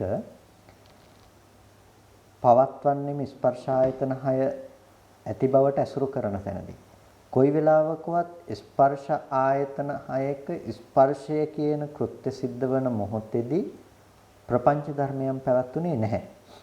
ඒ කියන්නේ ස්පර්ශයක පවත්වන තැනක් කියලා කිව්වේ යම් වෙලාවකදී අපි ඔකට උදාහරණයක් කියලා තියෙනවා මම හිතන්නේ ඒක කිව්වොත් ඔබට ඒක සිහිපත් කරගන්න පුළුවන් නේ. අපි හිටගෙන ඉන්න තැන අපිට පේන්නේ නැහැ කියලා අපි සිහිපත් කරනවා. අපි හිටගෙන ඉන්න තැන අපිට පේන්නේ නැහැ කිව්වා වගේම අපි යම් මොහොතක ඒ කෘත්‍ය කිරීම සඳහා වැය වෙලා තියෙනවා නම් ඒ වැය වෙලා තියෙන දේ අපිට දකින්න පුළුවන් කමක් නැත්තේ නැහැ. එතකොට ඒ දර්ශන කෘත්‍ය સિદ્ધ කරන තැනදී ඒ දර්ශන කෘත්‍ය સિદ્ધ වෙන තැනදී එතන විඥානන කෘත්‍යයක් පවතින්නේ නැහැ. එතකොට ඒ දර්ශන කෘත්‍ය સિદ્ધ වෙලා ඒක ඉතුරු නැතුව නැති වුණ තැනකදී තමයි ඒක නැවත මනස තුලින් විඥානණයටපත් කරන්නේ. ඒ කියන්නේ ප්‍රපංච උපදව ගන්න ස්පර්ශ ආයතනයන් ඇති බවට ගන්න අපි ස්පර්ශ ආයතනය සම්පූර්ණම නිරුද්ධ වුණ තැනකදී තමයි අපි ඒකේ Nirodhe පිළිබඳව නොදන්නා කමින් තමයි ආයතනයක ඉපැත්ම තියෙන්නේ. ආයතනයක් ඇති බවට ගැනීම තියෙන්නේ. රූපයේ Nirodhe නම් අපිට හසු වෙන්නේ ඒ රූපයේ Nirodhe හසු වෙන තැනක ආයතනයක් තියනවා කියන ගණයට යන්නේ නැහැ. ඒ නිසායි රහතන් වහන්සේට ඇහැ නැහැ රූප නැහැ කියලා කියන්නේ ඇසේ Nirodhe රූපේ Nirodhe කියන තැනින් සලආයතන Nirodhe පනවන්නේ අර දර්ශන කෘත්‍ය સિદ્ધ වන්නේ නැහැ කියන තැනින් නෙමෙයි. අපි ආයතනයක් තියනවා කියලා කියන්නේ අර දර්ශන කෘත්‍ය තියෙන තැනදී නෙමෙයි. ඒ කෘත්‍ය අවසාන වුණ තැනදී ඒ සිදුවීම් පිළිබඳව ඔක්කොම එකතු කරලා ගත්ත තැනකින් තමයි අපි සම්පූර්ණම ඒක ඇති බවට නැවත ඔසවා තබාගෙන තියෙන්නේ. අන්නේ ඔසවා තබාගත් බව කොයි වෙලාවකවත් එතන ඇත්තේ නැහැ. ඒ නිසා එතනදී ඒ ධර්මයේ Nirodhe පෙන්වන කම නිසා ආයතනයක ඇති බවට ගැනීමක් ආයතනයක හට ගැනීම පිළිබඳව අපිට කතා කරන්නට තැන එතන ඇත්තේ නැහැ. ඒ නිසායි සලායතන Nirodhe කියලා කියන්නේ. එතකොට සලායතන Nirodhe කියන තැනදී කොයි වෙලාවකවත් රහතන් වහන්සේට ඇස ඇසුරු වෙලා නැහැ රූපය ඇසුරු වෙලා නැහැ කියලා කියන්නේ ඒ ආයතනය නිරුද්ධ කළ නිසා. ඒ කිව්වේ රූපේ පේන කම නැති කරපු නිසා නෙමෙයි. ශබ්දය ඇහෙන කම නැති කළ නිසා නෙමෙයි.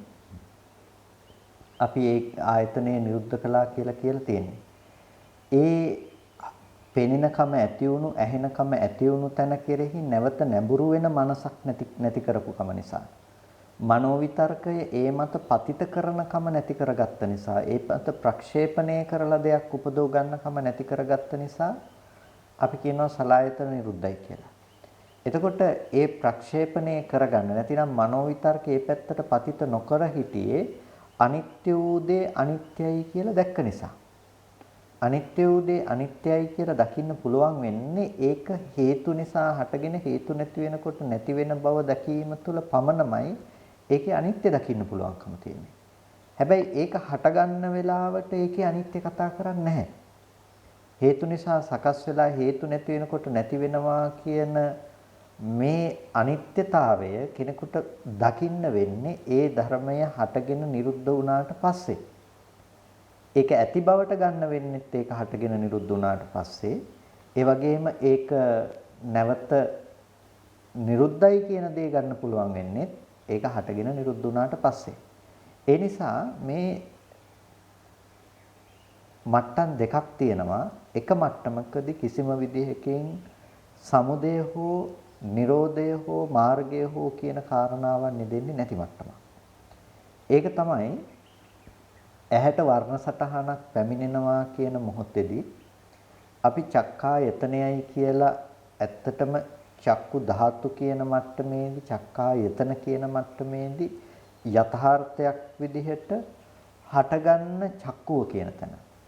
ඒ කියන්නේ යථාභූත වූ ස්වභාවය තුළ හටගන්න දර්ශන කෘත්‍ය સિદ્ધ කරන තැනදී. අන්න ඒ මට්ටමේදී කොයි වෙලාවකවත් එතන සමුදය යෙදෙන්නේ නැහැ. එතන තණ්හාව කියන දේ යෙදෙන්නේ නැහැ.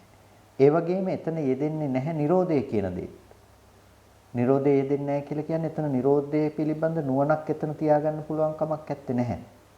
මොකද එතනදී හිත වැය වෙලා තියෙන්නේ ඇස සහ රූපේ දැනගන්න බවට ඇස පිළිබඳව සිත වැය වෙලා තියෙනවා. එතකොට ඕනෝන් තුන්දෙනා වැය වෙලා තියෙන්නේ ඕනෝන්ගේ කෘත්‍ය සඳහා මිසක තෘෂ්ණාවක් ඇති කරලීම සඳහා හෝ ඉන් මිදීම සඳහා හෝ ඇති කරගත්ත උපක්‍රමයක් කියන කාරණාව තුළ ඒ කාරණා තුනේ එකතු වීමක් සිද්ධ වෙලා නැහැ. මේ ධර්මතා ටික හටගෙන මේ ධර්මතා ටික නිරුද්ධ වුණාට පස්සේ ඊට පස්සේ තමයි එතන තිබුණු සිදුවීම අරමුණු කරගෙන නැවත සිත් උපද්දවන්න අපි පෙළඹෙන්නේ. එතකොට ඒ උපද්දවන සිත් වලින් තමයි අපි මේක ඇති වශයෙන් අරමුණු කරන්නේ හෝ නැති වශයෙන් අරමුණු කරන්නේ හෝ අපිට ඒ පිළිබඳව හේතුඵල ධමයක් අනුව නුවණකින් ජීවත් වෙන්න පුළුවන්කම තියෙන්නේ අපිට ඒ ධර්මතා ටික හටගෙන නිරුද්ධ වුණ තැනක ඊට පස්සේ ඇති කරගත්ත මනෝවිඤ්ඤාණ මට්ටමේ සිතකින්. එතකොට ඒකට තමයි අපිට මනෝවිතර්කයන් හකුලව ගන්නට කියලා කිව්වේ. අපි නැවත පස්සේ හටගන්න මනෝවිතර්ක අපි මනස තුලින්ම බාහිරට ප්‍රක්ෂේපණය කරනවා නම් අන්න එතකොට අපිට පේනවා මේ දේවල් ඇති හැටියට ලෝකෙ තුල තියෙන දේවල් හැටියට අපිට පේනවා. ඒතකොට තියෙන දේක නැතිවීම, තියෙන දේක වෙනස් වීම ආදියත් අපිට කතා කරන්න පුළුවන්. නමුත් යම් කිසි කෙනෙකුට අර ප්‍රක්ෂේපණය කිරීම සඳහා ස්තරයක් හම්බ වෙන්නේ නැත්නම්, මතු පිටක් හම්බ වෙන්නේ නැත්නම් එතකොට ඒ කෙනාට මෙහි ඇති කරගන්න මනෝවිතර්ක එහෙට දාලා බලන්න තැනක් හම්බ වෙන්නේ නැහැ. මොකද ඒ කෙනාට ඒක හම්බ නොවන මට්ටමට පත් කරපු නුවණක් මෙතනදී පාවිච්චි වෙනවා. අනිත්‍ය වූ දේ අනිත්‍යයි කියලා දකින නුවණක්. ඒකයි ස්පර්ශ ආයතන 6 අශේෂ විරාග නිරෝධා කියලා කිව්වේ. අශේෂ විරාග නිරෝධා කියලා කිව්වේ අශේෂ වූ කියන්නේ ශේෂයක්වත් එතන ඉතුරු වෙලා නැහැ. ඒක පොඩ්ඩක්වත් එතන පවතින බවකට හම්බ වෙන්නේ නැහැ. එතකොට එතන විරාගයෙන් නිරෝධයටපත් වීමක් තියෙනවා. විරාගය සහ නිරෝධය. එතකොට නොඇලීම සහ මිදීම කියන කාරණාව එතන තියෙනවා. එතකොට ඒ ධර්මය හටගෙන නිරුද්ධ වුණ බවට දන්න කම නිසා ඒ ආයතන ඇති බවට ඇසුරු වීමක් නැහැ දැන්. ස්පර්ශ ආයතන 6 හට ගන්න වෙලාවේදී ඒ ධර්මය පවතිනවා කියලා Tamanට Taman හිටගෙන ඉන්න බව දකින්න බෑ වගේම ආයතනයක් තියනවා කියලා ඇසුරු වීම කෙලෙස් සිදීම එතනදී සිද්ධ වන්නේත් නැහැ. ඒ වගේම පස්සේ ඇති වෙන සිතින් ඒකේ Nirodhe දැකීම නිසා ඒ ධර්මය තියනවා කියලා හෝ රැවටීම එතන සිද්ධ වන්නේත් නැහැ. එතකොට ස්පර්ශ ආයතන 6 නිරෝධය කියලා කියන්නේ අන්න ඒ නිරෝධය පිළිබඳව ඇති කරගත්ත නුවණට ඒක හටගෙන නැති වුණා කියලා දැකපු ඥාන දර්ශනයට අපිට ස්පර්ශ ආයතන 6 පවත්වන්නේ නැහැ කියලා කියන්නේ ස්පර්ශ ආයතන 6 නිරෝධයකටපත් කරලා කියලා කියන්නේ අන්න ඒ මට්ටමේ පවතින නුවණකින්. එතකොට යම්කිසි කෙනෙක් එයින් මැත්තේහි යමක් තියනවද කියලා ඇහුවොත් ඒක වැරදි කියලා කියන්නේ මොන පදනම යටතේද කියන එක මම හිතනවා ඔබට මේ කාරණා ටික ඔස්සේ පැහැදිලි ඇති. මොකද ස්පර්ශ ආයතනය මොන මොහතකදීවත් ඒකෙන් පස්සේ යමක් තියනවද කියලා Nirodha සාක්ෂාත් කළොත් Nirodha ඇතුලේ තවත් දෙයක් ඉතුරු වෙලා තියනවද කියන එකක් ඇසීම යුතු වෙන්නේ නැති නිසා. ඉතුරු වෙලා නැද්ද කියලා අහන එකත් ඒක යුතු ප්‍රශ්නයක් වෙන්නේ නැතිකම නිසා. එතකොට අපිට තේරුම් ගන්න පුළුවන්කම තියෙනවා සලායතන නිරෝධය නිවනයි කියන්නේ මොන කාරණා ටිකක් පදනම් කරගෙනද කියලා. ලෝකය අනුත්පාදයට යනවා නොහට ගන්න බවට යනවා කියලා කිව්වේ මොන කාරණා ටිකක් පදනම් කරගෙනද කියලා. එතකොට ඒ ස්පර්ශ ආයතන 6 නිරුද්ධයි කියන තැනකදී ආයේ කිසිම දෙයක් නෙමෙයි ඇසුරු වෙන්නේ එකම නිරෝධය කියන දේ. එකම නිරෝධය කියන දේ තමයි හැම මොහොතකම හැම අරමුණකම ප්‍රකට වෙලා තියෙන දේ තමයි නිරෝධය කියන දේ. ඒ නිසා ඒක අකෝප්‍ය චේතෝ විමුක්තියක් කියලා කියනවා. ඒ නිරෝධය කෝප්‍ය බවටපත් වෙන්නේ නැහැ. ඒ නිරෝධ සංඥාව කෝප්‍ය වෙන්නේ නැහැ. බිඳිලා යන දෙයක් නෙමෙයි ඒක. එක තැනකදී විතරක් ඇති බවට ඇසුරු වෙලා තව තැනකදී ආපහු හිත තිබ්බොත් විතරක් ඒ වෙලාවට නැවත ඒක නිරුද්ධයි කියලා පේනවා කියන එකක් එතන ඇති වෙන්නේ නැහැ. මොකද ඒක ඇතුලේ ප්‍රපංචයට ඉඩක් නොලැබෙන්නට ඕනේ. කොයි වෙලාවකවත් තෘෂ්ණාමාන දිට්ඨීන්ට එතන ඉඩක් නැති වෙන්නට ඕනේ. ස්පර්ශ ආයතන 6 අත්දැකීම යම් තැනක තියෙනවා නම් ස්පර්ශ ආයතන 6 අත්දැකීම තියෙන හැම තැනකදීම ප්‍රපංචයාගේ ගති අනිවාර්යයෙන්ම තියෙනවා. යම් තැනක ස්පර්ශ ආයතන 6 පැවැත්ම නැත්තම් ස්පර්ශ ආයතන 6 පනවන්නේ නැත්තම් අන්න ඒ හැම මොහොතකම ප්‍රපංචයාගේ පැනවීමක් නැතුව යනවා. එතකොට ස්පර්ශ ආයතන 6 නිරෝධය ප්‍රපංචයේ නිරෝධය ප්‍රපංචයේ නිරෝධය ස්පර්ශ ආයතන 6 නිරෝධයේ බවට පත් වෙනවා. එතකොට අපිට ප්‍රපංච විපසමනය කරනවා නම් ප්‍රපංච ධර්මය දුරුකොට දක්වනවා නම් අපිට ඒක දුරු කරන්නට තියෙන ක්‍රමය තමයි ඒක දුරු කරන්නට පුළුවන් දේ තමයි සලායතන නිරෝධයකටපත් කිරීම. සලායතන නිරෝධයකටපත් කරන්න පුළුවන්කම තියෙන දේ තමයි ප්‍රපංච ධර්මය ඉවත් කරලීම ප්‍රපංචේ නිරුද්ධ කිරීම. එහෙනම් මේ දෙක අන්‍යෝන්‍යව යෙදිලා තියෙන දෙයක්. මේ දෙක එකට මිශ්‍ර වේදිලා තියෙන දෙයක්. ආයතන ටික නැති කළොත් ප්‍රපංච නැති වෙනවා. ප්‍රපංච නැති කළොත් ආයතන ටික ස්පර්ශ ආයතන ටික නැති වෙනවා. එතකොට ස්පර්ශ ආයතන නිරුද්ධ කරන්න ගියොත් සහ ප්‍රපංච නිරුද්ධ කරන්න ගියොත් කියන මේ දෙන්නටම කරන්න තියෙන එකම දෙයක්.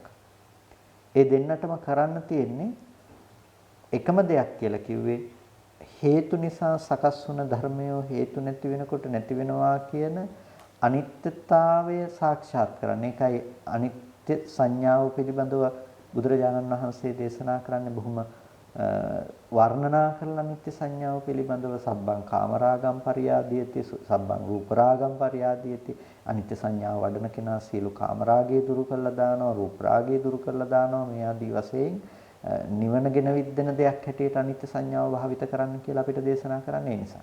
එතකොට එයාගේ නුවණ පවතින හැම වෙලාවකදීම හටගෙන නිරුද්ධ වෙන ධර්මතා ටිකක් පිළිබඳව. හටගෙන නිරුද්ධ වෙන ධර්මතා ටිකක් පිළිබඳව නුවණ පවත්නා තැනකදී කිසිම ආයතනයක ඇති බවට ඇසුරු කිරීමක් එතන පවතින්නේ නැහැ. ඇසුරු කිරීමක් පවතින්නේ නැති නිසා ආයතනයන්ගෙන් තොර දෙයක් පණවන්න බැරිකම නිසා ලෝකේ පැනවීමක් එතනදී සිද්ධ වෙන්නේ නැහැ. මෙන්න මේ විදිහට ප්‍රපංච ධර්මයන්ගේ පැවැත්වීම ප්‍රපංච ධර්මයන්ගේ වාසය කිරීම නැතිනම් ප්‍රපංච ධර්මයෙන් යුක්තව වාසය කිරීම කියන එක අපිට පෙන්වන්න වෙන්නේ ආයතනයන්ගෙන් යුක්තව වාසය කිරීමත් එක්ක. ආයතන නැති කළොත් ප්‍රපංච ධර්මයන්ගේ පැවැත්ම නැති වෙලා යනවා. ප්‍රපංච නැති කරන්නට ගියොත් තෘෂ්ණාමාන දිට්ඨි නැති කරන්නට ගියොත් ඒද කරන්න වෙන්නේ ආයතන ධර්මයන්ගේ නිරෝධයකටපත් වීම. එතකොට ආයතන නිරුද්ධ කළොත් තමයි යාට ප්‍රපංච නැති වෙන්නේ. ප්‍රපංච නැති කරන්න ගියොත් තමයි ආයතන නිරුද්ධ වෙන්නේ කියලා මේක දෙතුන් පැත්තෙන්ම එනවා.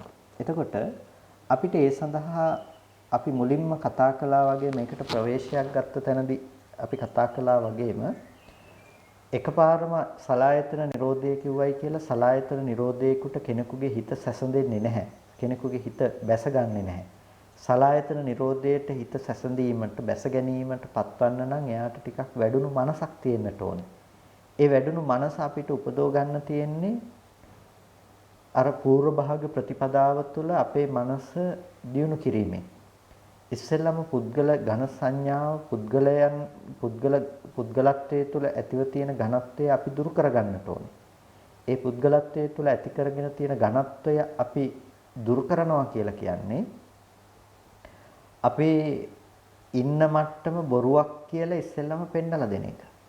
එතකොට සතර සතිපට්ඨානයෙන්ම කරන්නේ අන්න ඒ අපි පුද්ගල බව ගොඩනගාගෙන ඉන්න තැන බොරුවක් කියලා පෙන්නලා දෙන එක. රූපය අනුව ගිහිල්ලා ආත්ම සංකල්පයේ බැසගෙන ඒ අනුව ගිහිල්ලා ජීවත් වෙන කෙනෙකුට කායානුපස්සනාව තුළ පෙන්නලා දෙනවා මේ රූපය ආත්ම වශයෙන් ගන්න පුළුවන් දෙයක් නෙමෙයි. මේ විදිහේ කොටස් වශයෙන් හෝ ධාතු වශයෙන් හෝ සත්පුද්ගල භාවයකින් පනවන්න බැරි ධර්මතා ටිකක පැවැත්මකුයි තියෙන්නේ කියන තැනකට එයාගේ නුවණ ගන්නවා. එතකොට වේදනානුපස්සනාව වැඩුවත් ඒ විදිහයි. එතකොට වේදනාව අපිට හම්බ වෙන්නේ රූපය හා සම්මිශ්‍රව ගිහිල්ලා.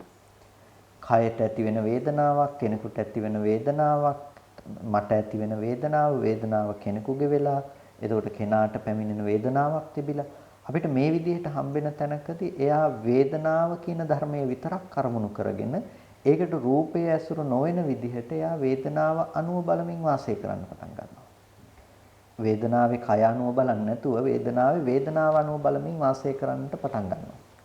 ඒ වගේම සිතෙහි සිත අනුව බලමින් වාසය කරන්න පටන් ගන්නවා. එතකොට එයා සිතෙහි සිත අනුව බලමින් වාසය කරනකොට සිත රූපය අනුව පතිත කරන්නේවත් රූපය අනුව සිත පතිත කරන්නේවත් නැහැ. එතකොට එයාට සිතේ අත්දැකීම රූපේ පැත්තෙන් හම්බ වෙන්නේ නැහැ. රූපේ අත්දැකීම සිත පැත්තෙන් හම්බ වෙන්නේ නැහැ. එයාට පේනවා රූපේ කියන එක අනාත්ම ධර්මයක්. ඒ වගේම රූපේ කියන එක රාග සහිත දෙයක් බවට පත් උනේ නැහැ කියලා. ඒකට රාගය ඇති කරගත්තේ මේ පැත්තෙන් සංකල්පමය වශයෙන් ඇති කරගත්ත දෙයකිනුයි කියලා එයාට හොඳට ප්‍රකට වෙන්න පටන් ගන්නවා. ධර්මයන් අනුව බලනකොටත් එහෙමයි. එතකොට මේ සතර සතිපට්ඨානය තුලින්ම මුලින්ම කරන දේ තමයි පූර්ව භාග ප්‍රතිපදාව හදලා දෙන එක. ඒ කියන්නේ ලෝකෝත්තර මාර්ගයේ උපදවන්නට අවශ්‍ය මූලික ටික අපිට සකස් කරලා දෙනවා. ඒ හින්දා අද අපිට අධිගමයක් ලබන්නට බෑ නම් ඒකේ තියෙන ප්‍රධානම වරද තමයි අපි පූර්ව භාග ප්‍රතිපදාව નિවර්දිව භාවිත කරන්න තියෙක. ඒ හින්දා අපි ඉස්සෙල්ලා වඩන්නට ඕනේ පූර්ව භාග ප්‍රතිපදාව. සමහර වෙලාවට අපේ සමාජය තුළ සමස්තයක් තුළ අපිට පේනවා මූලික ලෙසම භාවනාව පිළිබඳව අපි කොච්චර කතා කළත් බුදුරජාණන් වහන්සේ දේශනා කළ සතිපට්ඨාන භාවනාවන්ගෙන් හා කර්මස්ථාන භාවනාවන්ගෙන් අපි එළියට යන ස්වરૂපයක් සහ ඒ තුලින් බලාපොරොත්තු වෙන පරමාර්ථයේ වෙනස්කමක් අපි දකිනවා. අන්න ඒ වෙනස්කම තියාගෙන අපිට කොයි වෙලාවකවත් පුළුවන් කමක් නැහැ අපි බලාපොරොත්තු වෙන ඉලක්කයට යන්න. ඒ හින්දා අපි මේක හරියට අපේ ඉලක්කයට යන විදිහට මේ ධර්මතා ටික පාවිච්චි කරන්නට ඕනේ. ඒ ධර්මයේ ඇතුලේ අපි අසුබේ වඩනකොට අපි දන්නවා මම මේ අසුබේ වඩන්නේ මේ තුල මගේ ඉලක්කය තමයි සුබ සංඥාව නැතිනම් රාග සහිත සිත නැති කරගන්න කියලා. එයා මෛත්‍රිය වඩනවා. මෛත්‍රිය වඩනකොට එයා දන්නවා මම මේ මෛත්‍රිය වඩන්නේ ද්වේෂ සහගත සිත නැති කරගන්න කියලා. ආනාපාන සතිය වඩනවා. ආනාපාන සතිය වඩනකොට එයා දන්නවා මම ආනාපාන සතිය වඩන්නේ විතර්ක උපච්ඡේදයට කියලා. විතර්ක සංසිඳවන්න කියලා. එතකොට මේ විදිහට එයා දැනගෙන තමයි එයාගේ භාවනාව පටන් ගන්න. එතකොට එයා ඒ භාවනාව කරන්නේ ඒකේ ප්‍රතිඵලය ලැබෙනකන්. එයා රාගයක් දැඩිව පරිඋත්ථානය වෙලා තියෙනකොට එයාට මේ විපස්සනාව පැත්තෙන් අනිත්‍යano බැලීමක් ගැන හිත තිබ්බයි කියලා විපස්සනාව පැත්තකට මනස නැඹුරු කරන්න හැදුවා කියලා ඒක ප්‍රකටව පේන්නේ නැහැ. ඒ හින්දා එයා ඒ වෙලාවේදී අසුබේ අනුව බලලා ඒ මට්ටම ඉස්සෙල්ලා දුරු කරගන්නවා. ඒ මට්ටම දුරු කරගෙන නැවත අර පැත්තට නැඹුරු වෙනවා. මෙන්න මේ විදිහට අපිට මේ භාවනාවන්ගේ භාවිතය පිළිබඳව කර්මස්ථානයන්ගේ භාවිතය පිළිබඳව අපි ටිකක් තේරුම් ගන්නට ඕනේ. මොකද ඔය හැම කර්මස්ථානයක්ම අපිට භාවිත කරන්න පුළුවන් ක්‍රම තියෙනවා. එකක් අරගෙන බැලුවාම ඒක තුල අපි කොහොමද උපචාර සමාධියක් උපදවන්නේ, අර්පණා සමාධියක් උපදවන්නේ කොහොමද කියන පැත්තට අපි කතා කරන්නත් පුළුවන්. ඒ වගේම ඒ භාවනාව තුළින් ලැබෙන ප්‍රතිඵලය අපිට කොහොමද ආනාපාන සතිය නම් අපි ඒකේ චිත්ත ඒකාග්‍රතාවයේ ගොඩනගන්නේ කොහොමද කියන පැත්තෙන් චිත්ත ඒකාග්‍රතාවයේ දක්වා ඒක මූලික කරගෙන යන්න පුළුවන් කමක් තියෙනවා. අර උපචාර අර්පණා ධ්‍යාන උපදවන පැත්තට ඒක භාවිත කරගෙන යන්න පුළුවන් කමක් තියෙනවා. දෙතිස් කුණප කොට්ටාස දිහා බලනකොට දෙතිස් කුණප කොට්ටාස අසුබය අනුව බලන්න පුළුවන් කමක් තියෙනවා. එතනදී පිළිකුල් සහගත මානසිකාරයේ පටික්කුල සංඥාව තමයි මූලිකව උපදවගන්නේ. තව විදිහකින් යාට කලාප සම්වර්ෂණයක් විදිහට බලන්න පුළුවන් කමක් තියෙනවා. එතනදී පටික්කුල සංඥාවට නෙමෙයි මනසිකාරය මුල් තැන දෙන්නේ. එතකොට තව තැනකදී ධාතු විදිහට මෙනෙහි කරන්න පටන් ගන්නවා දෙතිස් කුණප කොටාසයම. එතකොට ස්වභාව අර්ථයකට මූලිකත්වය දෙමින් තමයි එතනදී පටන් ගන්න. ඒ වගේ අපි යන ඉලක්කයට අනුව අපි ඒ භාවනාවෙන් අපිට ඇති කරගත යුතු ප්‍රතිඵලයේ දිහා බලලා තමයි අපේ භාවනාව දියුණු කර ගැනීම අපි සිද්ධ කරගත යුතු වෙන්නේ. ඒ නිසා ඔබේ ජීවිතය තුළ භාවනාවට නැඹුරුව ඉන්න අය විදිහට භාවනාව පිළිබඳව බොහොම උත්සාහවත් වෙන අය විදිහට ටිකක් ඒ පිළිබඳව කල්පනා කරන්න අපේ මෙන්න මේ ඉලක්කය දක්වා මේක අරගෙන යනකොට මේක කෙසේ වෙනස් විය යුතුද? එහෙම නැතිනම් මේක කොහොමද මේ ඉලක්කය දක්වා මම මේක පාවිච්චියට ගන්නෙ කියන කරුණ පිළිබඳව අපි ටිකක් ඒ ගැන අවධානයක් යොමු කළ යුතු වෙනවා. එහෙම අවධානයක් යොමු කළාම තමයි අපි එක එක තැන්වල නතර වෙලා එක එක සමාධි මට්ටම් වල රැඳිලා හිත නිකම්ම ඒ තැනටපත් වෙලා ඒ ලැබෙන අත්දැකීම් මේ තැන්වල ඒ අත්දැකීම් වලට අපි රැවටිලා අපි අතරමඟ නතර වෙන්නේ නැති කරගන්න අපිට පුළුවන්කම තියෙන්නේ ඒ නිසා. ඒ කරුණු ටික පිළිබඳව ඔබේ අවධානය අද දවසේදී යොමු කරන්නට කියලා කාටත් කල්යාණ මිත්‍ර භාවයෙන් සිහිපත් කරනවා. ඒ නිසා කවුරුත් මේ විදිහට ධර්ම ශ්‍රවණය කරගෙන බොහොම කුසල ධර්ම රාශියක් සිද්ධ කරගන්නට යෙදුනේ. මේ සිද්ධ කරගත්ත සියලුම කුසල ධර්මයෝ අපි අනුමෝදන් කළ යුතු අයට අනුමෝදන් කරමු. පළමුවෙන් අපට අර්ථයෙන් ධර්මයෙන් අනුශාසනා කළ අපේ ධර්මාචාර්ය අවසරයි මාංකඩවල සුදස්සන ස්වාමීන් වහන්සේට, මාංකඩවල නන්දරත්න ස්වාමීන් වහන්සේට, ස්වාමීන් වහන්සේලා දෙනමතම උතුම් නිවනින් සැනසීම පිණිස මේ සියලු කුසලයෝ හේතු පාරමිතාවක් වෙත්වා කියලා ප්‍රාර්ථනා කරනවා. ඒ වගේම මේ සියලු කුසල ධර්මයන් සියලු දෙවියෝ සතුටින් සාදුනාදයෙන් අනුමෝදන් වනු ලබත්වා. ඒ දෙවියන්ට මේ පින් උතුම් නිවනින් සැනසීම පිණිසම හේතු පාරමිතාවක් වේවා කියලා සාදු කියලා දෙවියන්ට පින් අනුමෝදන් කරන්න. ඒ වගේම මේ සියලුම කුසල ධර්මයන් විශේෂයෙන්ම අපි අද දවසේදී අනුමෝදන් කරනවා. ඒ ධර්මදේශනාවේ දායකත්වයේ දරනවාද ඒ මధుරිකාම්ම බලාපොරොත්තු වෙනවා එතුමියගේ සොහොයුරාට පුණ්‍ය අනුමෝදනා කරන්නට. ඒ ජයනාත් අබේවර්ධන සොහොයුරාට එතුමා රෝගීව වාසය කරන්නේ.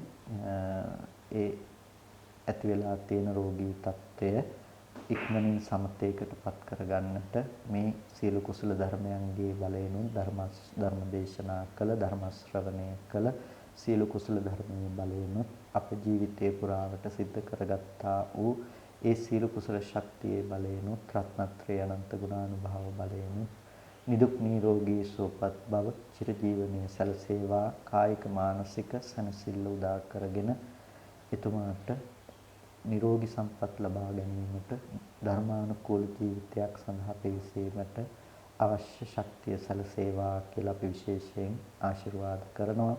ඒ වගේම පින්වත් ඔබ සෑම සියලු දෙනාටම මේ සියලුම කුසල් නිදුක් නිරෝගී සුවපත් බව චිරජීවනයේ පිණිසම උතුම් නිවනින් සැනසීම පිණිසම හේතු පාරමිතාවක් වේවා කියලා ප්‍රාර්ථනා කරනවා. ඒ වගේම මේ සඳහා සහ සම්බන්ධ වන ඔබ සෑම සියලු දෙනාටම මේ අවස්ථාව සලසා දීම සඳහා ඒ කටයුතු සිදු කරන අපේ කසුන් මහත්මයා, අනුරාධා අක්කා, ඒ වගේම අපේ මధుරිකා අම්මා ඇතුළු ඒ පවුලේ සියලුම පින්වත් පිරිසටත් අපි පුණ්‍ය අනුමෝදනා කරනවා. ඒ සෑම සියලු දෙනාටම උතුම් නිවනින් සැනසෙන්නටම මේ සීල කුසලයෝ හේතු පාරමිතාවක්ම වේවා කියලා ආශිර්වාද කරනවා. හැම දිනාටම තෙරුවන් සරණයි.